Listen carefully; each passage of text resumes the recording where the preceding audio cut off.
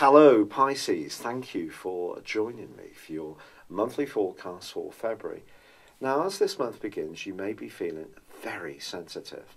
Part of this is coming from the fact that there was a total lunar eclipse or a blue moon on the last day of January, and this is going to be permeating very powerfully into this month too. Also there is a partial solar eclipse which occurs mid-February, which again is working on the same axes within your situation, which basically is to do with health, fitness, diet, life structure, but in a way which can make you just very much more tender. And there may be times when you want to retreat a little bit from the maddening rush of life and just have a few moments to cocoon yourself away, recharge yourself. If you're interested in spiritual development or psychic phenomena, this can be a very important first 2 or 3 weeks of this month. However, there is also a big change which occurs at the start of this month, and Mercury moves out of a very sociable location into a much more isolated one. If you do find yourself wanting to just really keep yourself much more to yourself, try to take this in your stride. It will be important to keep basic communication open, the lines of communication open. And also there is a quarter moon which occurs in the sign of Scorpio, your sister water sign. And I think this is just saying to you that this is going to ramp up this sense of sensitivity to an even greater level. Just be conscious of that from the 7th.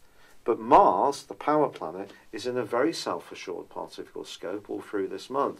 So if you do want to demonstrate to people how confident and how knowledgeable you are around your career, or make some big moves in interviews or applications, or pushing things forwards if you have your own enterprise, Mars generally would really help you.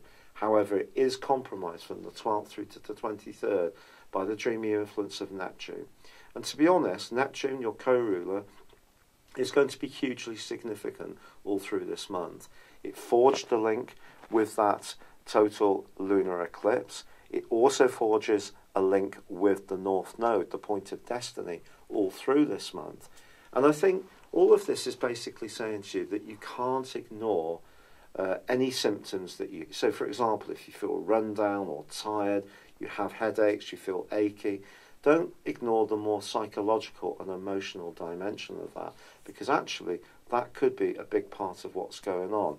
You are someone who can feel what's going on around you in an incredibly powerful way. People don't necessarily have to tell you. You just get it. You can walk into a room and all the energy just soaks into your bones.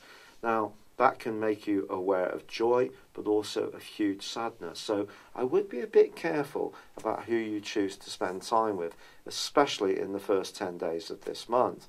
But then, on the 11th day, so Venus arrives in your sign, and Venus loves Pisces, and here it's going to give you a little bit more self-confidence, self-assurance, going to make you feel more self-confident in terms of how you look and how you appear. You may give yourself some kind of glamorous makeover. It is true that Venus is challenged by Mars in the last week of this month, and perhaps in a relationship scenario there could be a bit of a push-pull about who's in charge or who's the leader in that tie, and maybe there do need to be some compromises made. But Venus is going to be joined by Mercury on the 18th and the Sun on the 19th, and your physical vitality will really pick up from them, and you'll come out of any cocooned or hunkered down state you've been in, and you'll be much more involved with what's going on. Of course, this month also sees a partial solar eclipse, on the 15th, which occurs in Aquarius, your 12th solar house, but it's linking with Uranus. This is basically saying to you over the next 6 months, don't ignore your hunches when it comes to any money-making ideas you have, because you really could hit the nail on the head. Have self-confidence in what comes up and go with it, especially if it's actually really different and not following the beaten track. The Sun is also forging a gorgeous link with Saturn in the last week of this month. And if you do have a long-term vision, even if you feel that the first half of the month is a sense of pause or reflection or not having quite the drive or energy you would like, I think by the last week, things can really start to be shaping up for you in a much more constructive way, which can see you feeling absolutely delighted. It's been a real pleasure being with you. Thank you for joining me. Good luck and goodbye for now. Hello, thank you so much for watching my video. I'd love you to join me at my Horoscope Ace app. You can find this at www.horoscope-ace.com.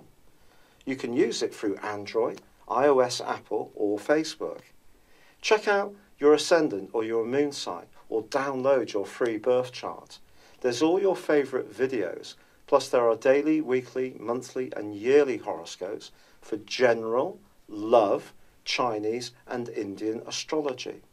If your passion is tarot, there's my brilliant 3-card money or love tarot readings too. And it's all there at www.horoscope-ace.com. Thank you.